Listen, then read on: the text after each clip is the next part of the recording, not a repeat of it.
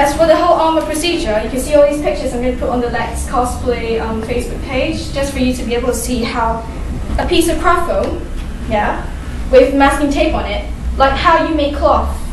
Basically, you can foam things like that with your armor. If you want to see the pictures, you can come on and take a look at how they're all foamed, basically, like that. Really, really versatile. I could run in this, walk in this, jumping up and down, and like this is how I do the shoulder pauldron. It's like cloth, basically. I just cut the shape and I bend the foam in a bit. All this for armor is really trial and error, so I think it's actually easier than cloth. It's just me. But for me, I really like doing armor. It's much easier. Yeah. So if you can come around and take a look at all the making pictures. Yeah, it's all with this method. I have a quick question about when you make the curved shape when you cut it, because surely if you were cutting cloth, you would have some kind of overlap. But do you do it like a seam? No, it's exactly the same. It's just overlap. Yeah. But how do you stop the overlap from showing when you put the vinyl over it? The vinyl, yeah, that's a good question, because I always do it inside and not the outside. So what I do is, for example, I want to make this into a curve, yeah? The trick is a little triangle. So if I was to snip for example, I'll use this, yeah? And I snip a little triangle in the middle. Like that. And like this. And or your arm, shoulder. When I do this, I bend it through, and then I overlap them across. And I stick them with masking tape. What I do is I ease and I tend to push it and pull it, cut holes whenever I need to. Stick it with the masking tape, it holds together. So it's really try and error if and you use this. It doesn't show through the vinyl? No, it doesn't show through the vinyl. It's just the way you do it. That part tests your skill and how much experience you actually have in making them. But this one is really easy to ease it through, so you don't really have to worry. It's easy to patch as well. Just stick the boohoo in between and you're done if you make a wrong mistake or anything. Yeah. Is it always vinyl you use for a finish, or can you use any paints or anything? You can use paints. Like I cheated on this armor in between. I just sprayed it, but it doesn't look good. Yeah. So for this method, definitely, you need to use vinyl or fabric that's much synthetic, sort of that can't seep through. Plastics, it works. Just whichever. My boyfriend has tried with plastics and it actually did work. So the type of plastic that was used is Plastizote. Plastizote, yeah, you can use Plastizote as well, but that requires a lot of heating and forming and stuff, so that's going to be really hard. This, I would say this is for beginner people who are going on to armor. You can make fantastic armors with this particular method. So you can also use sprays, and it's not just going to end up looking like this. This is unsprayed. This is unfinished, but then look on this side. You sprayed it. Once you spray it, and then you can do things like you can weather it and do a technique called dry brushing, where you basically just get your paint and you put the tiniest amount of paintbrush, brush most of it off before you go, and then just wipe it on. You can just do it in the corners, and you'll start getting sort of a really weathered effect in it. It'll start looking like metal. So you can cheat it and not have to use, you know, actual metal or any other kind of heavier materials. You can cheat everything by paint effects. And also some spray paints have a grain to them. You can get textured ones. And so you can get a really nice, strong, it's something like stone. So there's always a cheating thing, so you don't actually have to use heavier fabrics. If you want it to look like metal, choose chrome, spray paint with silver looks gold. Yeah, but the spray paints I got, these, yeah, I've tested through and through. They actually do work if some of the chrome sprays were silver. What I do is I get the really best sort of silver I've got. I spray a layer first of silver to make this look like metal if there is color on it. Like for this one, we worked with a black base, so the vinyl was black. But I needed it to shine, but not too much. Does it make sense? The vinyl holds the chrome. It's something I have to tell you. It's not like spraying on fabrics. It holds the chrome.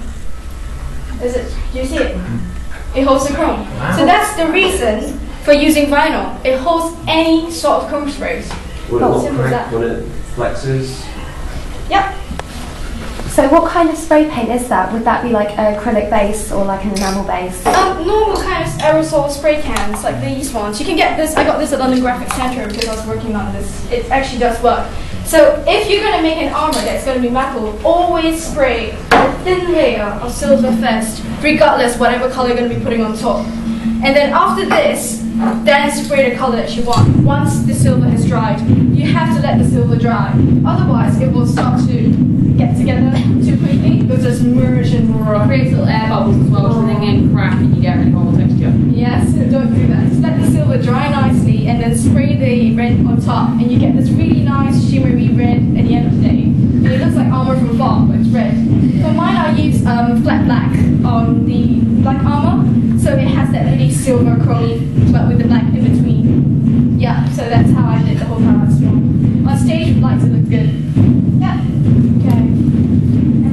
I'm going to teach you something else. If it's just silver, should you do anything else spraying it silver or? You can use black to spray like airbrushing. Do you know what I mean? Like airbrush techniques. Like how you paint a painting, you will always darken the edges and stuff. So you can do a lot of painting to it, like make it look really worn, Full Metal Alchemist, yeah? You always make the edges blacker or darker with a flat black spray. Yeah. Or you can use shiny black. I'm not sure if they have shiny black here. I tried to look for it, they don't. But in Asia, they do have a black spray called shiny black, and it really, really works.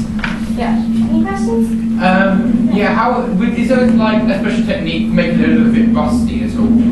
Yeah, you would use a dry brush technique, as I was saying. You then just use it with you mix up rust colour paint, and then you really like kind of stipple your brush in it, and then you would brush most of the paint off it before you go on it, and then you just kind of put it over very gently. You can stipple it as well, which gives a kind of effect like that. You can do it with a sponge as well, but you make sure that pretty much all of the paint is almost off it first, so you can just get a really light coating of it, and you can get rid of paint effects. But it's good to experiment first before you go on to your actual thing. I will discuss that. It's really important.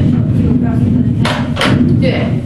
Yeah, actually, each box is really good for kinds of like really interesting metal colours. Really good. Okay. Next one is for people who want to do samurai armor. Yeah. People wonder what on earth how are you going to do samurai armor? I've got a friend of mine who was really brilliant. She's the first-time cosplayer, never did it in her life, and she looked at this one and said, "I want to do this character."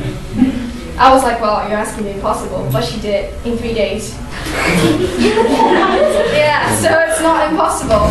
All she did was this. Do you guys see this thing? You guys can buy this for like what, 2 quid?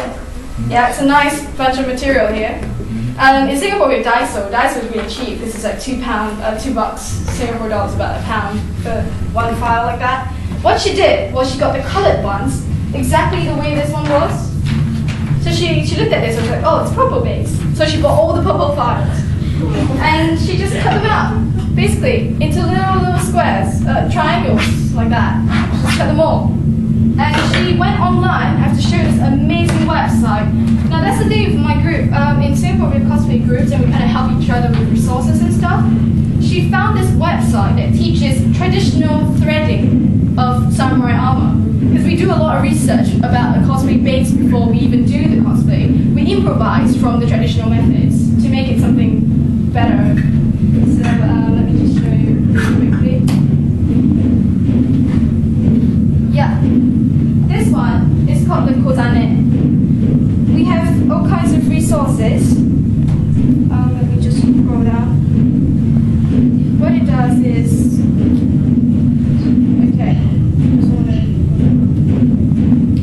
it shows you the scales, techniques on how it's threaded, how it overlaps, how it threads.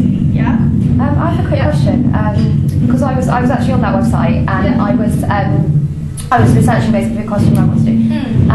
But the thing I could not find was a decent thread to hold the armour together that actually looks like the samurai armour thread. And on that website, it suggests using like shoelaces, like fat laces. But the problem with that is if you want a very specific colour, mostly they're made out of polyester, so you can't dye them. Yeah. You spray them. Spray them. We spray them.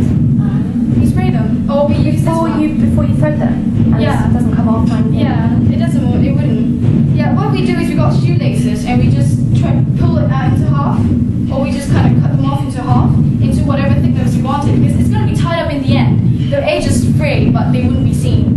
That's the whole point. You're just cheating it across. And for this fabric paint, it works like normal paints. So you get across, but you can still wash them. Does it make sense? Yeah. So this spray was actually the kind of paint I loved the most. We used this for all the lacings and whatever. When we're lazy, we just spray it. What it does is it hardens anything that's on cloth, but if it's going to be threaded, then that's fine, you know?